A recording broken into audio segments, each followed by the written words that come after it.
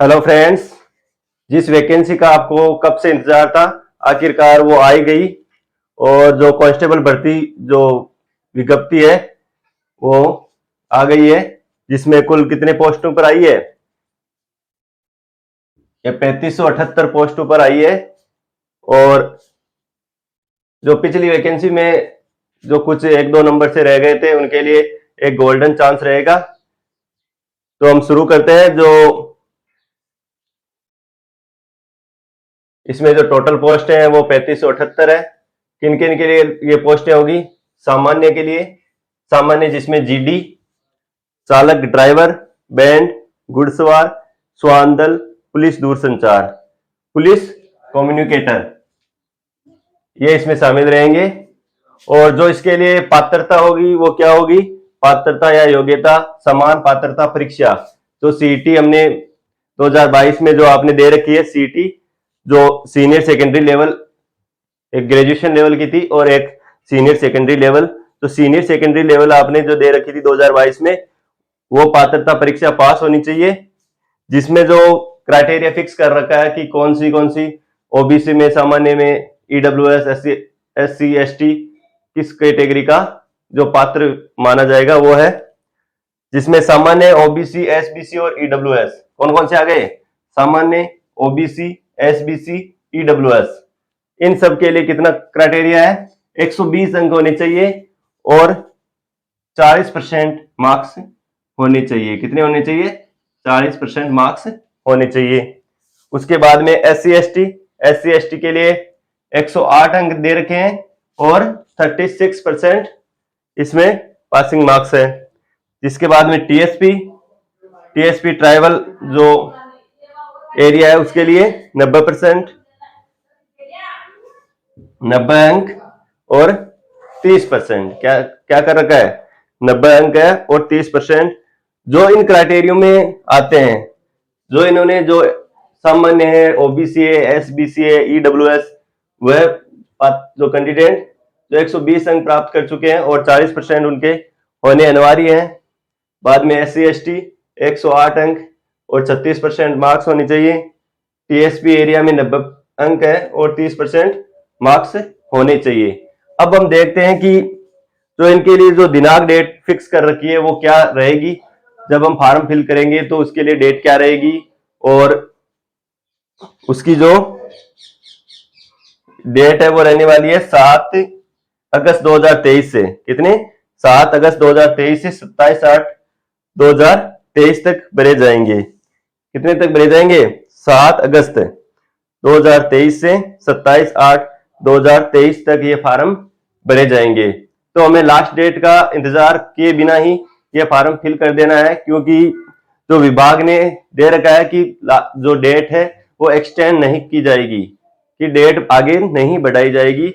इसलिए हमें पहले से ही जो डेट है वो लास्ट डेट तक इंतजार नहीं करना है, क्योंकि लास्ट डेट तक हम कभी कभी देखते हैं कि लास्ट डेट तक जब आ जाते हैं तो उसमें सर्वर बिजी और बार बार बैक आने की वजह से हमारा फॉर्म फिल नहीं हो पाता, और हम या तो हमारा जो है पेमेंट हो जाता है और हमें सक्सेस नहीं बताता है और हमें वो प्रॉब्लम हो जाती है, या पेमेंट वापस ड्यू हो जाता है या वापस बैक आ जाता है। इस वजह से हम उसमें फॉर्म फिल करने में से वंचित रह जाते हैं। पिछली बार भी कुछ ऐसा हुआ था कि बच्चों ने फॉर्म तो लगा दिया था लेकिन उनका जो एडमिट कार्ड है वो नहीं आ पाया था, क्योंकि लास्ट टाइम पे उन्होंने जो लास्ट डेट थी उस टाइम फॉर्म लगाया था, और जो इमित्र या एसएसओ से माध्यम से हमने फॉर्म लगाया था, जो बैलेंस है या जो हमारी जो इसकी फीस थी वो वापस जो मित्र सेवा केंद्र है उस पर वापस अकाउंट में आ गई थी। और बच्चे जो तैयारी कर रहे थे लेकिन उनका एडमिट कार्ड नहीं आ पाया, इस वजह से उन्हें बहुत परेशानी का सामना करना पड़ा। इस वजह देखना है कि हमें लास्ट डेट तक इंतजार नहीं करना है।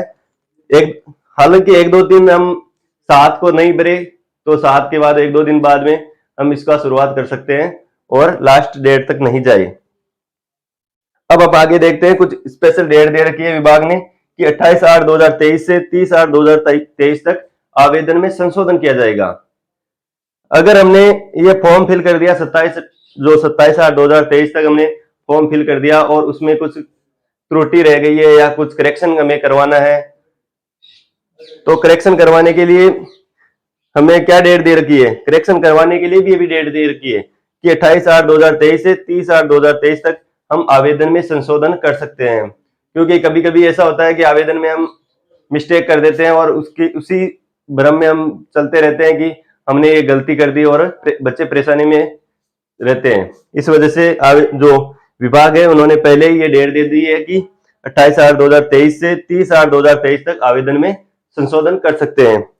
और इसमें हमें नोट करने वाली एक बात है कि एक ही जिला यूनिट के लिए, एक ही जिला या यूनिट के लिए आवेदन किया जा सकता है। इसमें जो जितनी यूनिट हमें दे रखी है, जितने जिले दे रखे हैं, उनके लिए जो कैंडिडेट है सिर्फ एक ही जिला या एक ही यूनिट के लिए आवेदन कर सकता है। अगर अधिक जिला या यूनिट के लिए आवेदन करता है तो उसका फॉर्म रिजेक्ट कर दिया जाएगा। इसलिए हमें ये नोटिस ध्यान रखना है कि एक ही जिला या यूनिट के लिए आवेदन किया जा सकता है। तो हमें ध्यानपूर्वक इसकी जो जिला हमें भरना है तो वो ध्यानपूर्वक भरना है।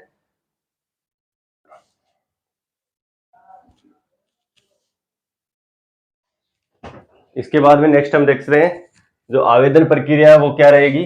आवेदन प्रक्रिया हम राज्य एसएसओ से स्वयं कर सकते हैं और जो कैंडिडेट है वो सर्वे कर सकता है और ई मित्र या सीएससी सेंटर से भी करवा सकते हैं। सीएससी सेंटर से जो 50 रुपए का टोकन होता है वो, और जो इसकी एप्लीकेशन फॉर्म है,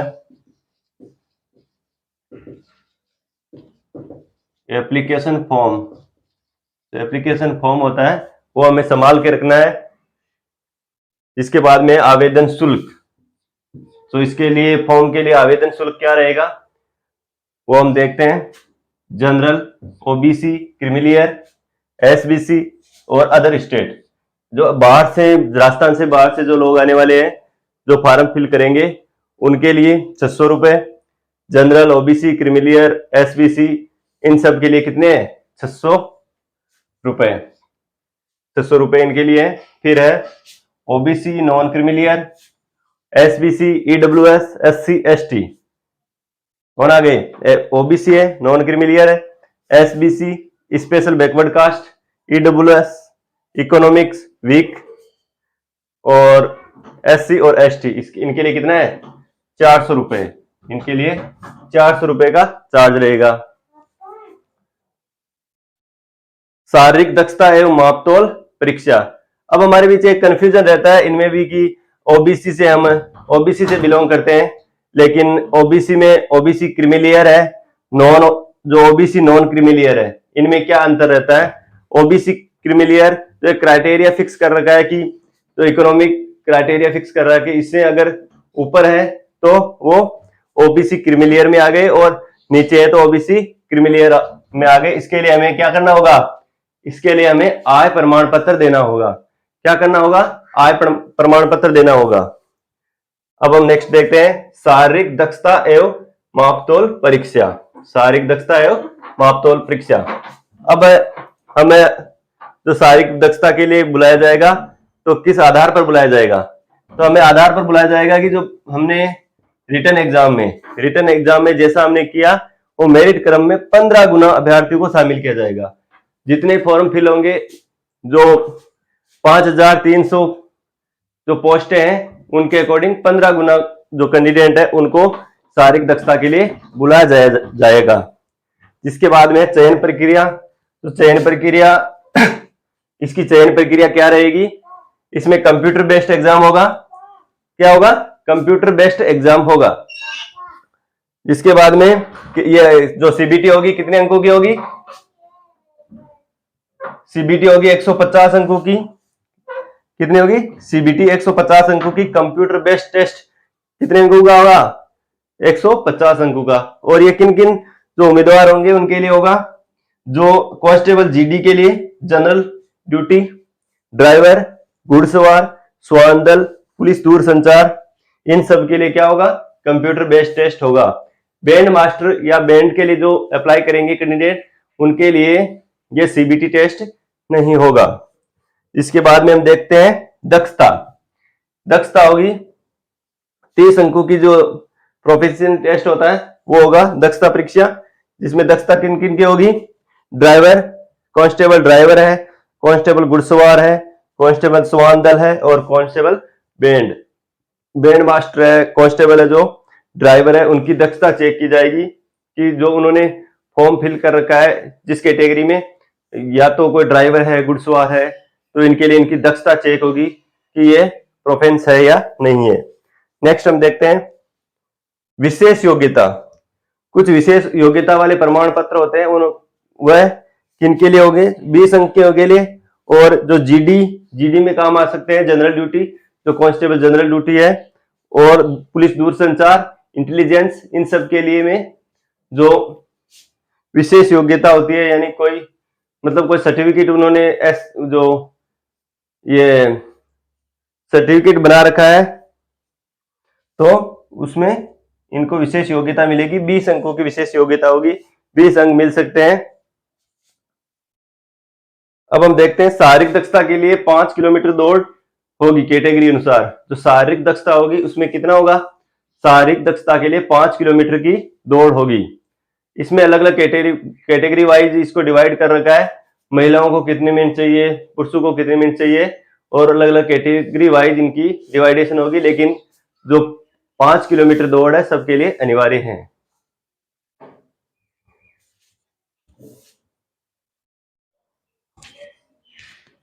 अब हम देखते हैं जो कंप्यूटर आधारित परीक्षा होगी उसमें क्या क्या होगा।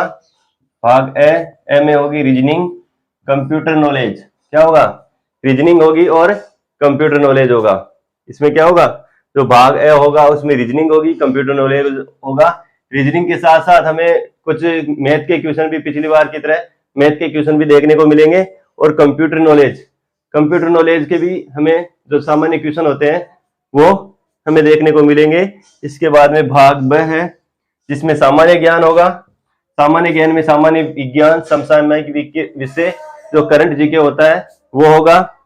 कुछ जो बच्चों के और महिलाओं के जो भूमिकाओं के बारे में इसमें क्वेश्चन रहेंगे। इसके बाद हम देखते हैं भाग स में जो राजस्थान का होगा, राजस्थान का इतिहास, कला संस्कृति, भूगोल, राजनीति विज्ञान और आर्थिक स्थिति, ये सब कंप्यूटर आधारित परीक्षा में रहेगा।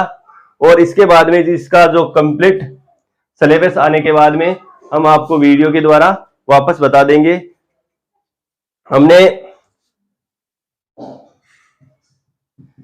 जो वैकेंसी नोटिफिकेशन आया था उसको सरल करके आपको बताया है, जिससे कि आपको समझने में आसानी हो। और जो नोटिफिकेशन में विभाग के द्वारा जो रिक्त पदों की बता रखी थी उसके लिए हमने एक अलग वीडियो बना रखा है, जिसमें कैटेगरी वाइज उसको डिवाइड कर रखा है, जिसमें कुल पोस्टें होगी, ड्राइवर की कितनी है, बैंड की कितनी है, और जो जिला वाइज उनकी पोस्टें आपको दिखाई देगी। और जिसका वीडियो का लिंक है वो हमारे डिस्क्रिप्शन बॉक्स में आपको मिल जाएगा। और इसकी पीडीएफ प्राप्त करने के लिए हमारे चैनल जो टेलीग्राम चैनल है उसको जरूर ज्वाइन कर ले। अगर आज का सेशन आपको अच्छा लगा हो, हमारी द्वारा दी गई जानकारी आपको पसंद आई हो, तो चैनल को लाइक करें, शेयर करें एंड सब्सक्राइब करें। Thank you for watching.